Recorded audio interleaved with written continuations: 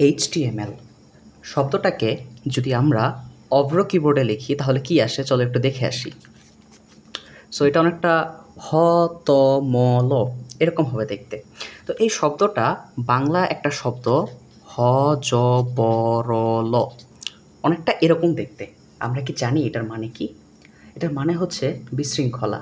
অর্থাৎ একটু ফানি ওয়েতে তুমি যদি চিন্তা করো যে HTML মানেই বিশৃঙ্খলা। অর্থাৎ তোমার এখন থেকে তুমি 9-10-এ যখন ছিলা তখন কিন্তু তোমার আইসিটিটা অনেক সহজ ছিল, এখনও সহজ। তো তুমি আগে যেটা করতা যে তোমার আইসিটি বইয়ের যে ব্যাপারগুলো অনেক সহজ ছিল এবং যে কেউ বুঝতে পারতো। কিন্তু এখন তুমি যেহেতু ইন্টারে ভর্তি হয়েছো এবং তুমি একটু স্পেশাল স্টুডেন্ট, তো সে কারণে তুমি এখন থেকে একটু বিশৃঙ্খলা লেখাগুলো লিখবা। এখন এই বিশৃঙ্খলা লেখাগুলো লেখার ক্ষেত্রে তোমাকে সবার আগে যেটা শিখতে হবে সেটা হচ্ছে HTML। সো HTML এর যদি ফুল মিনিংটা আমরা দেখার চেষ্টা করি, এটা হচ্ছে হাইপার টেক্সট মার্কআপ ল্যাঙ্গুয়েজ। আচ্ছা, হাইপার টেক্সট বলতে আমরা আসলে কি বুঝি? ধরে নিচ্ছি তুমি এটা একটা ওয়েবসাইট, এবং এই ওয়েবসাইটে ধরো এটা হচ্ছে একটা হোম বাটন, এটা হচ্ছে অ্যাবাউট আস এবং এটা হচ্ছে কন্ট্যাক্ট আস। আচ্ছা, তুমি এই হোম থেকে অ্যাবাউট আস যেতে পারছো, আবার হোম থেকে কন্ট্যাক্ট আসে যেতে পারছো, আবার এক্স্যাক্টলি সেমভাবে কিন্তু তুমি ফেরত আসতে পারছো।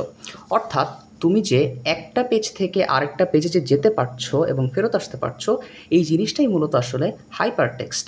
আচ্ছা, মার্কআপ বলতে কি বুঝি?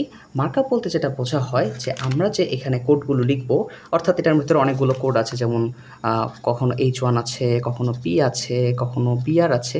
যাই হোক, যে কোডগুলো আছে এই কোডগুলো যখন আমরা লিখব আমরা একটা স্ট্রাকচার ওয়েতে সাজাবো। তো এই স্ট্রাকচার ওয়েতে সাজানোর ব্যাপারটা আসলে মূলত মার্কআপ। আচ্ছা, আর ল্যাঙ্গুয়েজ বলতে বোঝানো হচ্ছে যে একটা প্রোগ্রামিংয়ের ভাষা। ওকে, তো এখন মূল যে বিষয়টা HTML যখন আমরা লিখি, তো আমরা এটাকে কীভাবে লিখব? তো প্রথমে আমাদেরকে যেটা করতে হবে, একটা হচ্ছে লেস দেন এবং গ্রেটার দেন সাইন ইউজ করতে হবে, এবং এই সাইনের ভিতরেই আমাদের সমস্ত কোডগুলো লিখতে হবে।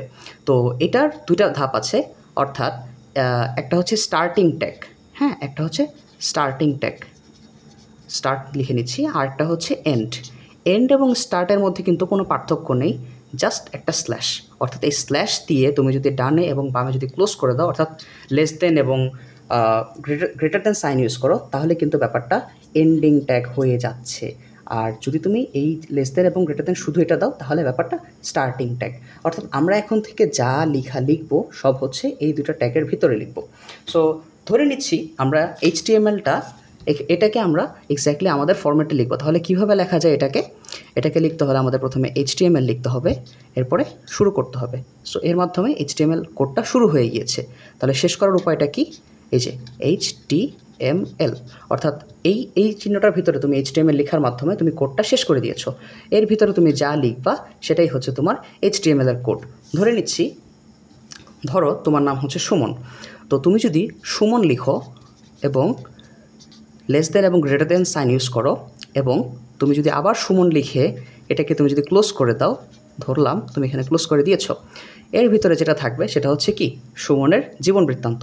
অর্থাৎ ব্যাপারটা হচ্ছে আমাদেরকে কোডের শুরু এবং শেষটা সেম রাখতে হবে, কিন্তু শেষে আমাদেরকে একটা জাস্ট স্ল্যাশ ইউজ করতে হবে।